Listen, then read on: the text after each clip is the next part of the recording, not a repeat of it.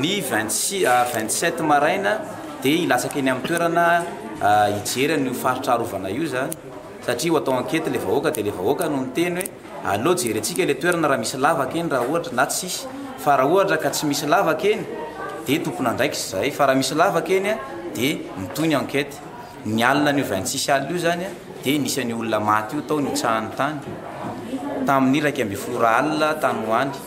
dia ny 27 maraina zany lasaka teny amin'ny toerana zay nakasary ny faritra arovana zay tena potika moa zany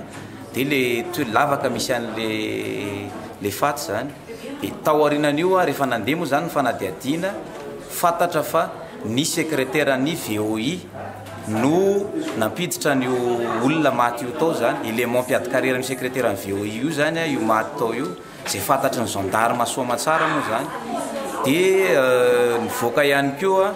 fa nalevina tamin'ny asabotsy 29 maraina tamin'ny enora maraina le razana tezitra moa zany ny président sud-est hoe maninona ny avanaino alevina tsokosoko tsy nampahafantarina anay tonga zay dia akany razana nefany efa nlevina le izy manarak'izay tsy hita ihany koa karapanondro ny maty io zany rehefa nitadiavy ny président sud-est io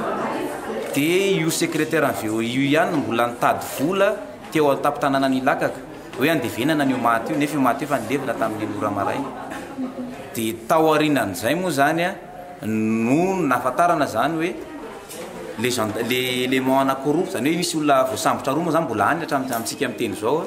mbola anisany élément mpiadi-karera ny sekretera ny VOI io ihany koa zany hoe andehaka ny namany le tavela tao anaty lavaka le olona roa zay voasambotra reto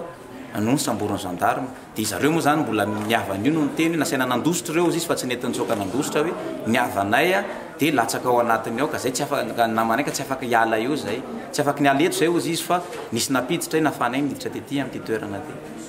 dia taoriana zay moa zany nisy ny fanenjehana na nisy ny olona saiky namono ana ny 27 alina tany amin'ny tamin'ny sivora latsaka alina tany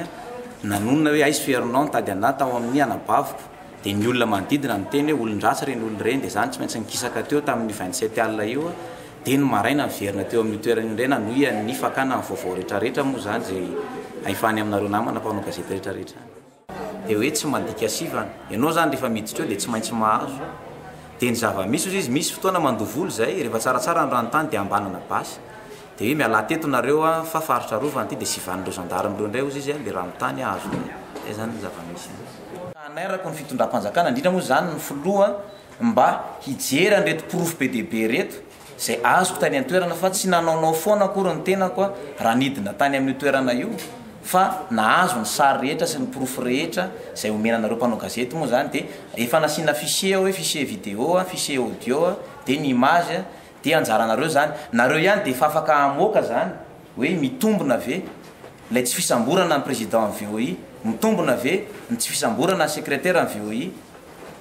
ary amin'izao dia tsy ito secrétaire ny VOI io zay zany vaovao any dia ny vaovao farany henoko teo tsy ny différena indray le olona anankiroa zay hoe atao différement androany fa najanona ny lakaka moa zany amin'izao